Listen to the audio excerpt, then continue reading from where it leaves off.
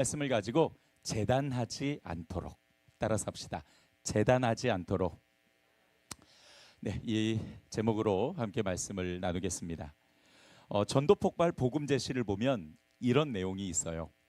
만일 싱싱한 달걀 5개에 썩은 달걀 하나를 섞어 요리한다면 그것을 기쁘게 먹을 사람은 아무도 없을 것입니다.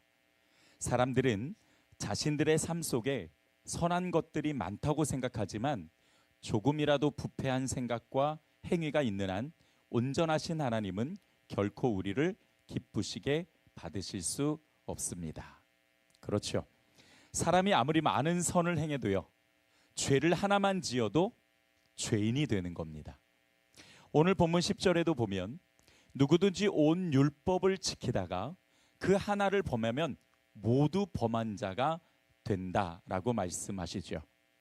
몇 개의 죄를 짓느냐, 또는 얼마나 무거운 죄를 짓느냐, 그게 중요한 게 아니라는 겁니다. 누구든 죄가 하나만 있어도 죄인이고, 죄인은 누구도 하나님 나라에 들어갈 수가 없다는 것이 성경이 말씀하시는 진리입니다.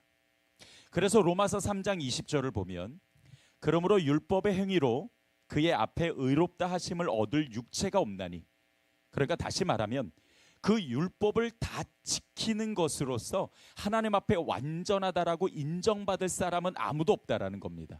육신을 가지고 있는 사람은 누구도 이 율법을 다 지킬 수가 없다라는 뜻이죠. 그래서 그 다음 로마서 3장 20절 마지막에는 이렇게 이야기합니다. 따라서 합시다. 율법으로는 죄를 깨달음이니라. 율법의 기능이 뭐예요? 죄를 깨닫는 거예요. 율법의 기능은 무엇이 죄인지를 아는 것. 그것을 통해서 내가 얼마나 연약하고 내가 얼마나 죄를 많이 짓는 존재인지를 알게 하는 것. 율법은 그런 기능을 하는 겁니다. 율법이 하나님 나라에 들어가게 하는 것이 아니라, 율법이 우리를 의롭게 하는 것이 아니라, 율법은 내가 얼마나 큰 죄인인가를 깨닫게 한다는 거죠. 만약에 율법으로 하나님 나라에 들어가려면 단 하나의 죄도 범해서는 안 되죠. 그것도 평생. 과연 누가 이 1000여 가지나 되는 하라 하지 말라는 이 명령을 한 개도 빠짐없이 평생 다 지킬 수 있겠습니까? 아무리 싱싱한 달걀을 5개 넣었어도 썩은 달걀이 들어간 이상 먹을 수가 없듯, 하나의 죄만 있어도 우리는 하나님 앞에 온전하게 나아갈 수가 없는 죄인입니다. 그래서 필요한 게 뭐냐? 바로 하나님의 사랑입니다. 그 하나님의 사랑만이 나를 율법에서 자유롭게 할 수 있기 때문이죠. 하지만 유대인들은 여전히 그렇게 주장합니다.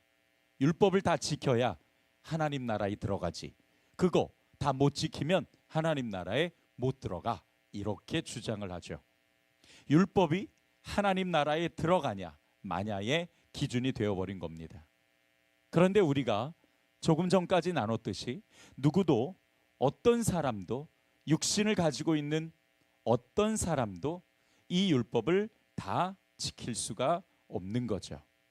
그러다 보니까 이 유대인들도 자기 자신을 아는 거예요. 이 율법을 다 지킬 수 없다라는 걸 안 거죠. 그리고 나온 게 뭐냐면 변칙입니다. 율법을 변칙적으로 해석하기 시작한 거예요. 어떻게 하냐면 율법의 경중을 나누어서 어떤 것은 지키되 어떤 것은 무시해도 된다는 나름대로 규율을 정해놓고 자기네들이 불가능할 것은 교묘하고 편협하게 빠져나간 겁니다. 예를 들어서 살인하지 말라, 간음하지 말라, 이런 계명은 꼭 지켜야 돼, 그렇게 이야기하는데 이웃을 내 몸과 같이 사랑하라는 계명은 그거는 그냥 적당히 그냥 안 해도 돼, 이렇게 생각했던 거예요. 여러분, 이게 도대체 무슨 일입니까? 이래도 됩니까? 그래서 하나님께서 이들에게, 이 유대인들에게 이렇게 말씀하세요. 말라기 2장 9절을 보면 너희가 내 길을 지키지 아니하고 율법을 행할 때에 사람에게 치우치게 하였으므로. 누구에게 치우쳤다고요? 사람에게. 자기중심적 해석이라는 거죠. 나도 너희로 하여금 모든 백성 앞에서 멸시와 천대를 당하게 하였느니라. 율법을 행할 때 사람에게 치우치게 행했다. 자기 중심적으로 지킬 것과 그럴 수 없는 것을 스스로 하나님이 아닌 자기들이 나누어 버렸다라는 거예요. 이거는 하나님의 율법이 아니죠. 이거는 짝퉁입니다. 그러니까 이들은 짝퉁 율법을 지키면서 자기네들은 율법을 다 지키기 때문에 하나님 나라에 들어갈 수 있어, 이렇게 착각하고 있었다는 거예요. 하나님은 그것 때문에 이스라엘을 멸시와 천대를 당하게 하셨습니다. 하나님의 말씀에 변칙을 집어넣고 하나님의 말씀에 스스로 기준을 나눠서 자기네들이 재단한 것에 대해서 하나님께서는 결코 용납하지 않으셨던 거죠. 하나님의 말씀을 우습게 여긴 사람에게는 하나님도 그 사람을 결코 존중하지 않으십니다. 자, 그러면 우리는 어떻게 해야 할까요? 자기중심적으로 나눈 말씀이 있지는 않은지, 내가 스스로 할 수 있는 것과 할 수 없는 것을 딱 나누고서는 이거는 이 정도면은 나한테 있어서는 적당한 거야, 그렇게 재단하고 있지는 않은지 점검해 봐야 합니다. 그렇게 하지 말라고 오늘 우리에게 말씀을 주신 거니까요. 유대인처럼 스스로 죄의 경중을 나눠서 어떤 죄는 가볍게 여기고 어떤 죄는 무겁게 여길 수 있죠. 쉽고 그럭저럭 지킬 만한 건 지키고 또 어렵고 결단이 필요한 건 슬쩍 옆으로 밀어 넣을 수도 있죠. 그러면서 자기는 하나님의 말씀에 그래도 준수하게 잘 순종한다고 생각할 수도 있을 겁니다. 그런데 여러분, 우리가 꼭 기억해야 될 아주 중요한 사실은 하나님은 우리에게 불가능한 것을 요구하지 않으신다라는 거예요. 우리가 꼭 필요하니까. 율법은 하나님을 위해서 주신 것이 아니라 우리에게 살라고 주셨어요. 하나님의 말씀은 우리를 살게 하기 위하여 주신 말씀입니다. 그렇기 때문에 이 말씀에는 우리에게 불필요한 것이 없을 뿐만 아니라 또한 없어도 되는 말씀을 주시지도 않는다라는 것이죠. 우리에게 꼭 필요한 거니까, 그러니까 순종하라고 말씀하셨지, 안 지켜도 될 것 같으면 뭐하러 주셨겠습니까? 그런데도 내가 지킬 수 있는 것과 없는 걸 임의로 나눠서 치우치게 된다면 역시 우리 신앙도 한쪽으로 치우쳐 갈 수밖에 없게 될 겁니다. 유대인들처럼 짝퉁 신앙이 되고 말겠죠. 그러면 목사님, 그럼 모든 율법, 모든 계명, 모든 말씀 다 지켜야 한다라는 건가요? 지키지 못하면 천국 못 가는 건가요? 혹시 이렇게 또 잘못 생각하시는 분들이 있을까 제가 염려가 됩니다. 우리는 사실 안심하고 싶거든요. 그러니까 다른 사람은 모르겠지만 어쨌든 나는 천국 갈 수 있는 사람이라는 걸 꼭 확신을 얻고 싶죠. 저도 마찬가지니까요. 여기 계신 분들 누구도 불안해하면서 설교를 듣고 싶지는 않을 겁니다. 자, 그래도 우리는 냉정하게 또 돌아볼 수 있어야 돼요. 기회가 있을 때 잘 돌아보고 또 점검해 봐야 되는데, 아무튼 결론은 이거예요. 하나님의 말씀을 다 지켜야만 천국에 갈 수 있다라고 말씀드리는 게 아닙니다. 하나님의 말씀을 치우치면은 안 된다라고 말씀드리는 거예요. 다시 말해서 말씀을 자기에게 맞춰서 재단하지 마라. 여러분, 우리는 이미 예수 그리스도의 보혈로 자유와 구원을 얻은 사람인 줄 믿으시기 바랍니다.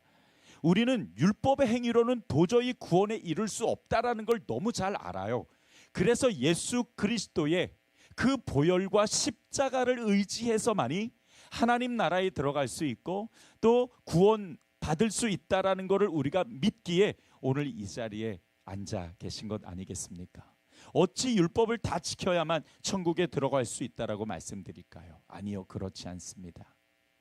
오늘 본문에서 우리에게 가르쳐 주시는 매우 중요한 메시지, 유대인의 실수는 자기들의 의로, 자기들 힘으로, 자기의 능으로 율법을 다 지키고 하나님 나라에 들어갈 수 있다라고 교만하고 있다라는 겁니다. 그러다 보니까 자기중심적으로 율법을 재단하는 실수를 저질렀던 거죠. 우리는 결코 자신의 힘과 능으로 천국에 들어갈 수 없음을 인정해야 됩니다. 그리고 예수 그리스도를 힘입어 하나님의 보좌 앞에 나아갈 수 있음을 고백하고 성령의 인도하심을 받는 삶을 살아야 될 줄 믿습니다. 그게 그리스도인의 운명이고 그게 그리스도인의 인생이에요. 유대인처럼 말씀을 재단하는 실수를 범해서는 안 되겠죠. 오히려 우리는요, 하나님께서 약하다라는 거를, 우리가 실수 많고 우리가 실력 없다라는 걸 하나님이 너무 잘 아세요. 그러니까 나의 연약함과 불완전함을 우리 하나님 앞에 그냥 그대로 인정하고 그냥 그것을 붙잡고 말씀 바라보며 살라고 우리에게 말씀하시는 거거든요. 완벽한 척할 필요 없다는 거예요. 내가 이 말씀 다 지킬 수 있다라고 생각할 필요 없다는 거예요. 그저 우리가 연약하고 부족한 것 아니까 그냥 그거 그대로 인정하고 그 말씀 붙잡고 몸부림치고 살아가는 사람이 되라고 하나님 말씀하시는 겁니다. 여러분, 우리가 실력이 얼마나 있습니까? 우리가 얼마나 완전하고 성숙해서 말씀대로 다 순종할 수 있던가요? 우리는 그런 실력이 없어요.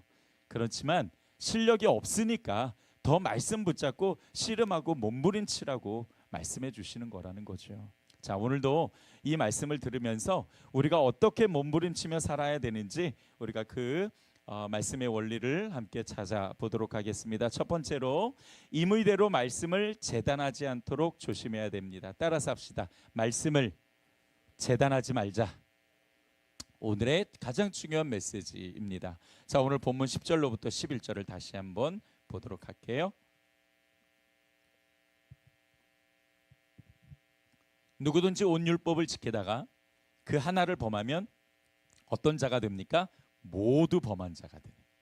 간음하지 말라 하시니가 또한 살인하지 말라 하셨은즉 내가 비록 간음하지 아니하여도 살인하면 율법을 범한 자가 된다라고 말씀하시죠. 이 말씀에는 두 가지 뜻이 있어요. 하나는 누구나 율법 아래서는 죄인일 수밖에 없다라는 것. 단 하나만 하나님의 말씀을 어겨도 모두 어긴 것이 되니까 율법 아래는 모두가 다 죄인이라는 것을 이야기해주고 있습니다. 두 번째로는 그러니까 말씀을 자기중심적으로 재단하지 마라. 네, 이 메시지가 있습니다. 아까도 말씀드렸듯이 유대인들은 살인이나 간음 같은 것은 꼭 지켜야 한다고 생각하고 이웃을 사랑하고 공의와 정의를 실천하고 과부와 약자들을 돌봐야 된다라는 이 말씀은 지키지 않아도 되는 아주 가벼운 말씀으로 생각을 했어요. 그런데 오히려 예수님은 그걸 더 중요하게 생각하셨죠. 도대체 이 사람들의 기준이 뭘까? 가만 생각해 보니까요, 참 이기적이라는 생각이 들어요. 나눠주고 베푸는 거는 절대로 안 하려고 합니다. 그리고서는 그래도 그나마 자기가 어떤 도덕적인 기준을 가지고 지킬 만한 것들 혹은 남들 눈에 잘 띄지 않는 것들, 그런 것들만 내세웠던 겁니다. 자, 우리가 조심해야 될 것도 이거예요. 말씀을 자기 기준에서 할 수 있는 것과 없는 것, 임의대로 선을 그어버리는 실수를 범해서는 안 되는 거죠. 더군다나 선을 그어버리면 어떤 일이 벌어지냐면 우리는 참 연약하고 또 죄 많은 존재라 스스로 합리화를 합니다. 그리고 나름대로 정당성을 부여해요. 어쩔 수 없잖아. 그럴 수밖에 없는 상황, 그럴 수밖에 없는 그런 일들이었어. 시대를 핑계하고 환경을 핑계대고 자신의 연약함을 핑계대면서 안 되는 건 안 되는 거라고 그냥 못을 박아 버리는 경우가 참 많다라는 거예요. 그러니까 우리의 연약함의 솔직한 모습들이죠. 근데 그렇게 되면은 결국 이거 유대인과 별반 다를 게 없지 않나 그런 생각이 들어요. 예를 들어서 여러분, 전도가 얼마나 어렵습니까? 그러나 어렵다고 해서 안 해도 되는 거는 아니죠. 하나님은 우리에게 사명을 주시고 예수님은 우리를 보내셨으니까요. 꼭 해야 되는 건데 다만 이것이 우리에게 좀 어려우니까 시간이 필요하기도 하고 또 때로는 훈련과 연습을 통해서 우리가 조금씩 또한 실력을 키워가야 되는 것이죠. 우리에게 행축이 그런 거예요. 만약에 우리 교회가 행축 없어도 막 새신자들이 밀려오고 성도들이 저마다 막 적극적으로 막 전도에 막 불이 붙어가지고 막 열심히 하고 그러면 사실 이런 행축 별로 안 해도 될 것 같아요. 그런데 꼭 해야 될 사명인데 이게 참 쉽지 않으니까요. 그래서 시스템으로 만들어서 다 같이 하면 그래도 우리 성도들이 전도 훈련도 되고 또 함께 하니까 서로 격려도 되고 응원도 되잖아요. 그래서 이 행축을 우리가 하는 거죠.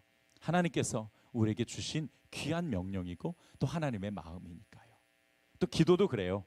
기도하는 게 쉽지 않다고 해서 안 해도 되는 것은 아니죠. 기도 안 하면 여러분 그것도 죄입니다. 시간이 없다고 해서 봉사하지 않아도 되는 것도 아니고요. 마음의 여유가 없다고 해서 말씀을 묵상하지 않아도 되는 것은 아니에요.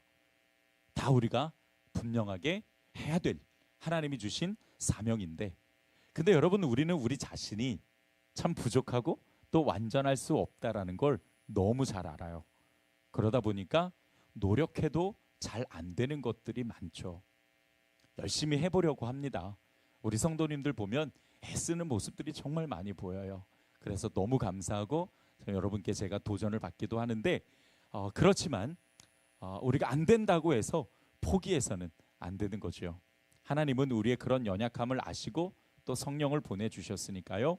우리가 성령의 도우심을 받아 더 많이 노력하고 또 우리가 더 도전한다면 능력 주시는 자 안에서 우리가 모든 것을 할 수 있는 줄 믿으시기 바랍니다. 문제는 소극적인 내 마음이 참 문제가 되는 것 같아요. 두려운 마음이 없을 수는 없지만 여러분, 내게 능력 주시는 자 안에서 내가 모든 것을 할 수 있다는 그 말씀을 굳게 붙잡으시고 우리 한 걸음 더 나아갈 수 있는 우리 세안교회 또 우리 성도님들이 되기를 주님의 이름으로 축복합니다. 두 번째로는 심판받을 사람처럼 생활해야 됩니다. 자, 오늘 본문 12절을 한번 보도록 할게요. 너희는 자유의 율법대로 심판받을 자처럼 말도 하고 행하기도 하라 라고 말씀하세요. 한번 보아서 참 이해하기가 어렵죠. 그래서 제가 현대인의 성경을 한번 읽어볼게요.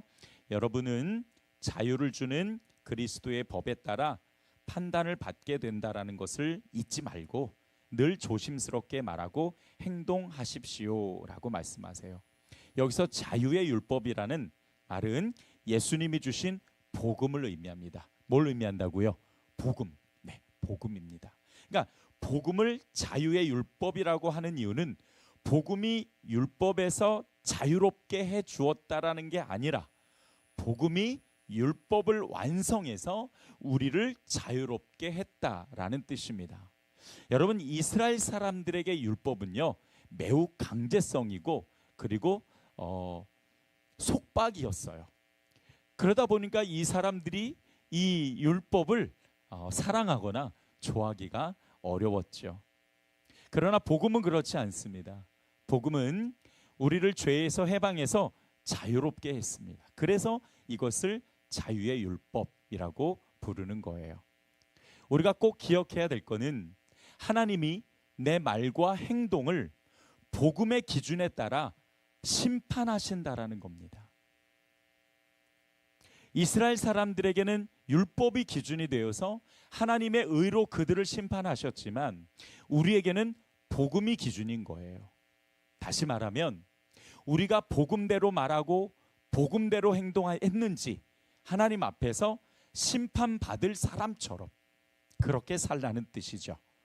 자, 여기서 심판받을 사람처럼 뭐뭐처럼이라는 이 말은 심판은 안 받는데 마치 받을 사람 같이 생각하라는 게 아니라 실제로 우리는 우리의 행동과 우리의 말을 하나님 앞에 분명히 판단받아야 됩니다. 하나님께서 우리의 행동을 달아보신다고 했거든요.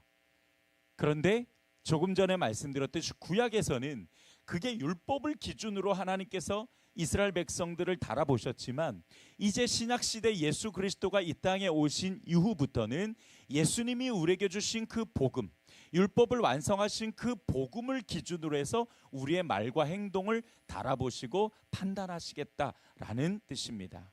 그래서 뭐뭐처럼이라는 이 말은 하나님이 판단하실 거라는 사실을 분명하게 기억하면서 살아라, 그런 뜻이에요.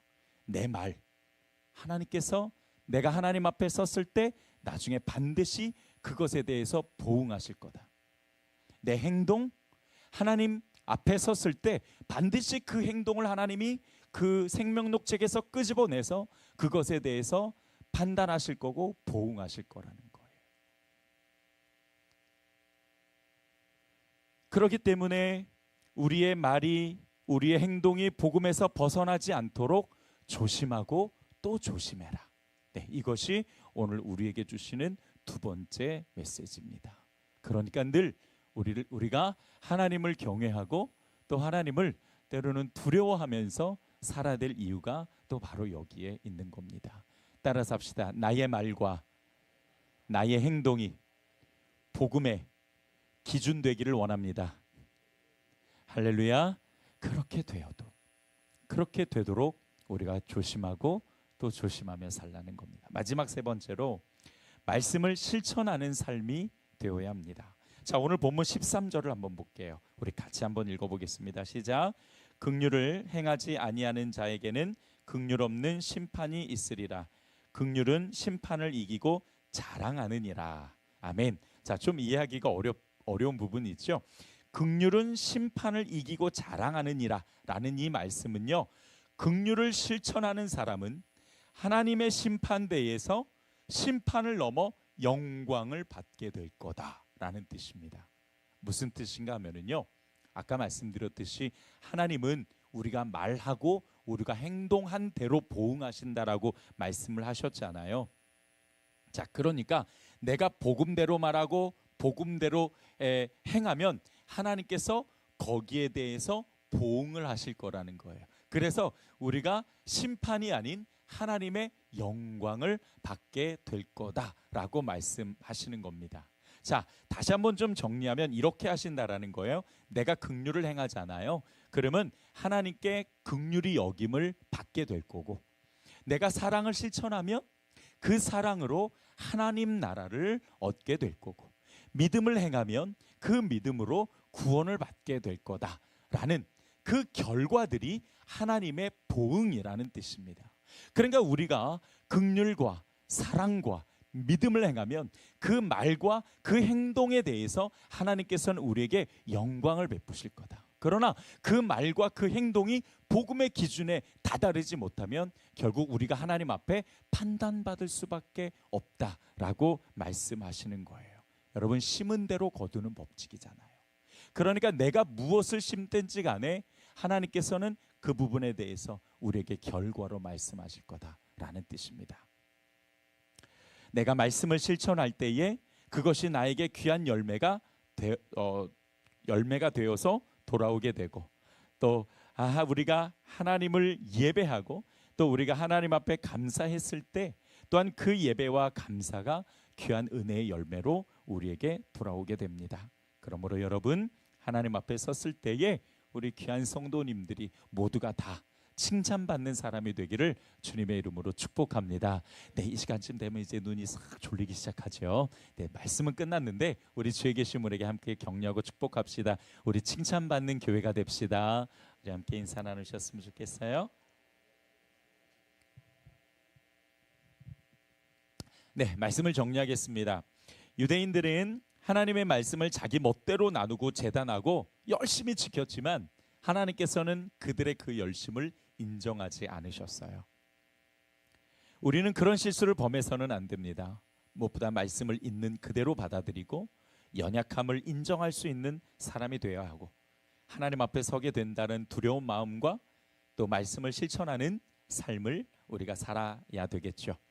우리가 열심히 말씀에 순종하고 살아갈 때에 하나님께서는 그냥 그래 너 잘하고 있어 이러고 끝나는 것이 아니라 그에 따른 하나님의 영광과 은혜의 보상을 우리에게 반드시 주실 줄 믿습니다. 이런 삶을 통해 우리 말씀이 힘이 있는 신앙을 가진 성도들이 되기를 다시 한번 주님의 이름으로 축복합니다. 기도하겠습니다. 주님, 오늘 말씀을 통해서 우리 그리스도인들이 어떻게 살아가야 되나 함께 생각을 해보았습니다. 무엇보다도 이 유대인들의 큰 실수는 하나님의 말씀 그 율법을 스스로 재단하고 스스로 나눠 버렸다라는 겁니다. 하나님, 우리가 이런 실수를 하지 말라고 오늘 우리에게 이 말씀을 주셨고, 또 오늘 이 말씀을 받은 우리 귀한 성도들이 오직 하나님을 바라보면서 또 그 말씀대로 우리가 인정하고 또 나아갈 수 있기를 원합니다. 주님, 우리는 연약합니다. 우리는 여전히 실력이 좀 부족합니다. 그래서 우리가 열심히 몸부림치고 애를 쓰지만 하나님 그 기준에 다다르지 못할 때가 많지만 그러나 여전히 성령께서 우리를 도우시고 하나님이 우리를 이끌어 가시니 이제 하나님의 그 손에 우리의 인생과 운명을 맡기고 우리가 더욱더 열심으로 말씀을 쫓아 살아갈 수 있는 성도들이 될 수 있도록 복 내려 주시옵소서. 감사드리고 예수님의 이름으로 기도드렸습니다. 아멘.